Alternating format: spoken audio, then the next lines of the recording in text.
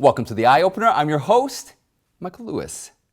The rapid collapse of Afghanistan shocked the entire world. Amid the mounting criticism of Biden's silence over the downfall, he returned to the White House on Monday and defended his decision. But with the chaotic and embarrassing U.S. evacuation following the Taliban takeover of the capital, how does the rest of the world view the United States now? Should America blame the Afghanistan army for the debacle? Or should the Biden administration carry the full responsibility? Today, we have a full, in-depth program dedicated to the topic. Okay, my friends, let's take a closer look together. Many Afghans clung to the idea that Kabul International Airport was their last hope. U.S. military planes and other Western forces continued to organize evacuations. The airport canceled all commercial flights on Sunday following the arrival of the Taliban. Thousands of Afghans crowded onto the tarmac. Many were so desperate to flee the country that they attempted to cling to the American planes as they took off. At least 2 of them fell hundreds of feet to their deaths, and 5 more were killed in the chaos at the airport. To secure the evacuations, the Biden administration has deployed a total of 7,000 troops to assist on the ground. About 2,500 are currently at the airport. The U.S. warns that any attacks on the evacuation will be met with a forceful response. So far, there has been no intervention from the Taliban, yet on the tarmac, 2 armed individuals were shot and killed in separate incidents, and there are reports that 1 U.S. soldier may have been wounded. A number of military aircrafts that took off from the Kabul airport were swarmed by the panicked Afghans. We've heard a report that the U.S. Air Force packed 1 C-17 cargo jet with roughly 800 people on Sunday and flew them to safety. To give you an idea of how overloaded the flight was, a C-17 typically carries less than 150 soldiers. Intercepted audio on the internet seems to confirm the news. As you can tell from the recording, the person talking to the flight was stunned as he learned the plane was packed with 800 people. Okay, how many people do you think are on your jet? 800 people on your jet?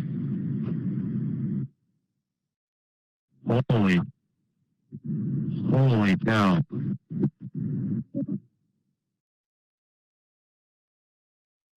Okay.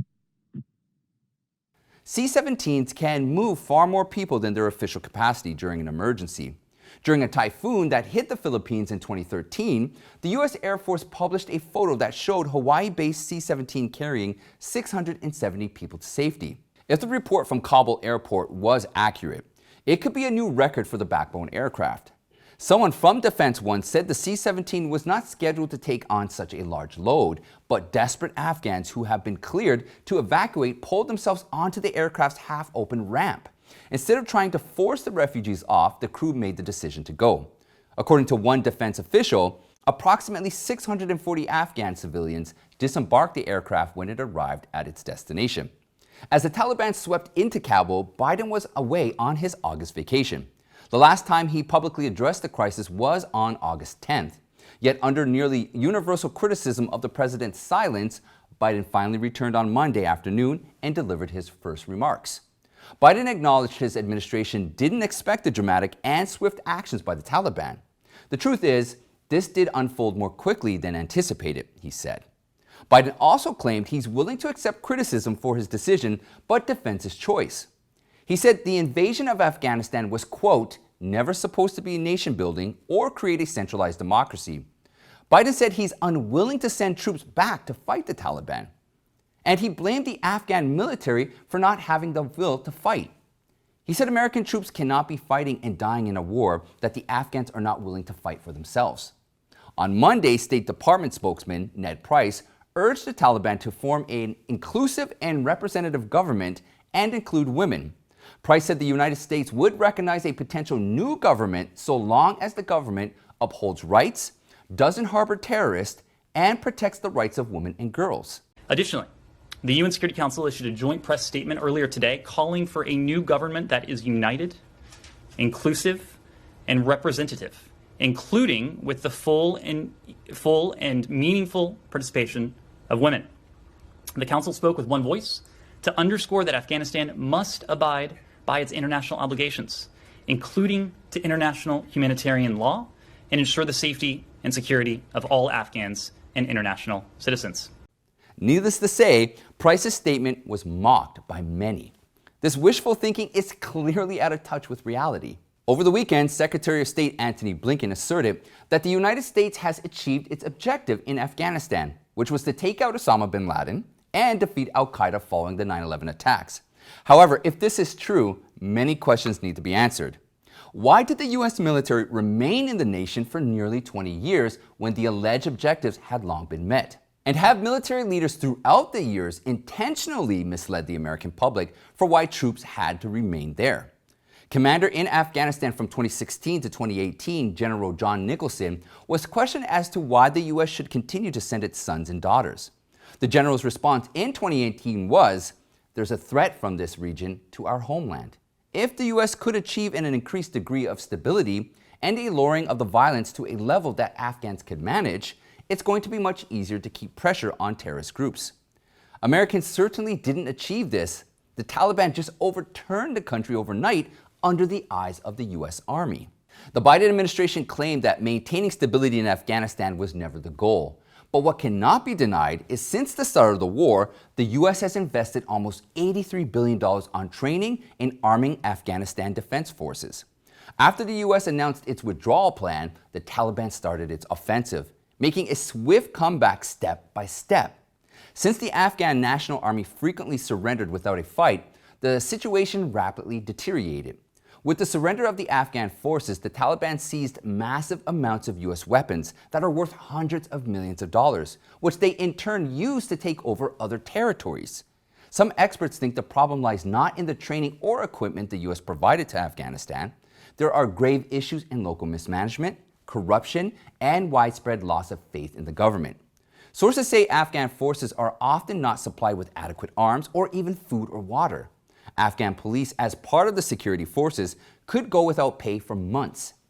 Navy official Thomas Johnson, who served as a counterinsurgency advisor in the region, said that Afghans viewed the police as predatory bandits, calling them the most hated institution.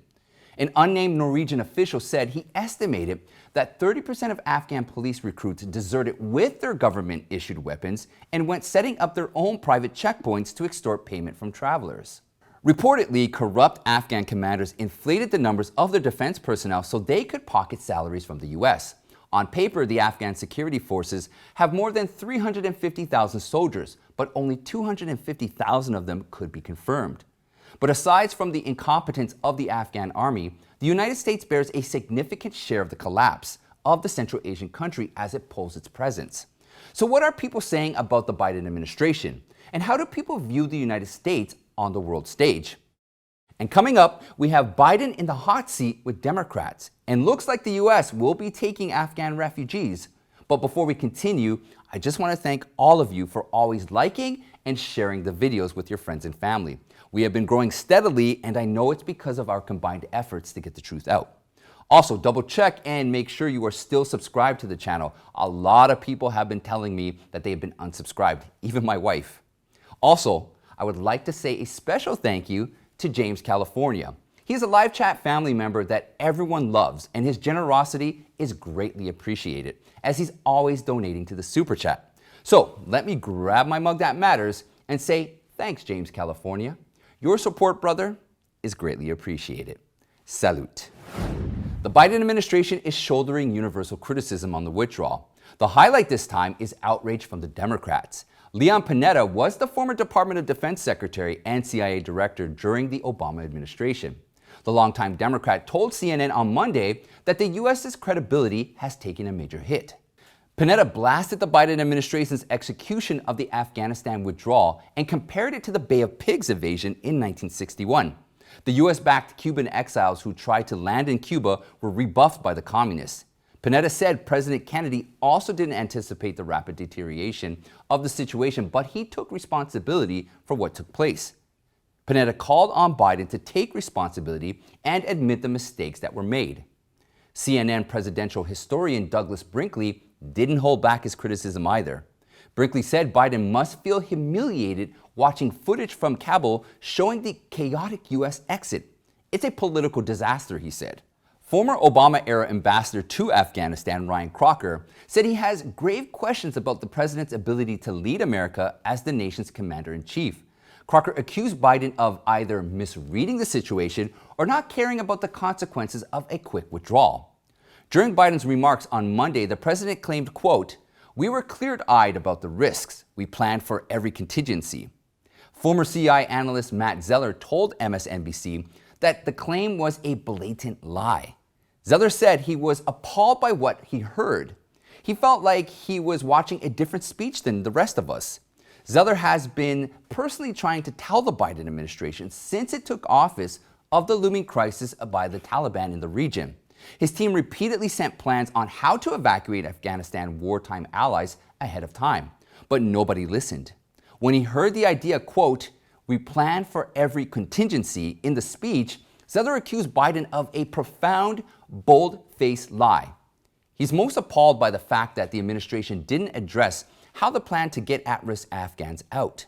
Well, they got exactly what they were most concerned of by failing to do what was right when we could have done it. We had all the people and equipment in place to be able to save these people months ago, and we did nothing.